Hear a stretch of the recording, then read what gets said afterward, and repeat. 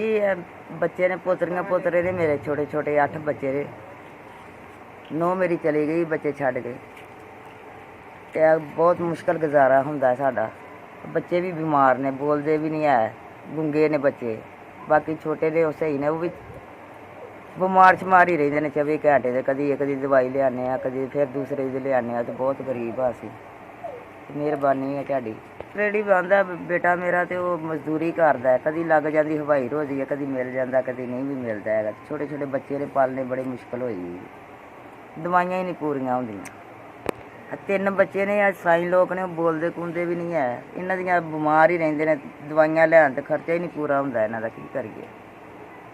ਇਹਨਾਂ ਦੀ ਮਦਦ ਕਰ ਦਿਓ ਭਾਈ, ਤੁਹਾਡੀ ਮਿਹਰਬਾਨੀ ਹੈ ਸਾਡੀ। ਇਹਨਾਂ ਦੀ ਦਵਾਈ ਲਿਆਉਣੀ ਅਸੀਂ। ਇਹਨਾਂ ਦੀ ਜਿਹੜਾ ਸਾਡੀ ਦਵਾਈ ਤੇ ਥੋੜ੍ਹਾ ਜਿਹਾ ਖਰਚਾ ਜਿਹੜਾ ਬਹੁਤਾ ਪੈਂਦਾ ਵਾ ਸਾਨੂੰ।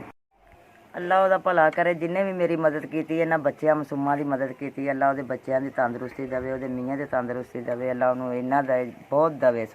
ਮੇਰੀਆਂ ਤਾਂ ਬਹੁਤ ਦੁਆਵਾਂ ਨੇ। ਇਹਨਾਂ ਬੱਚਿਆਂ ਮਾਸੂਮਾਂ ਦੀ ਮਦਦ ਕੀਤੀ ਹੈ।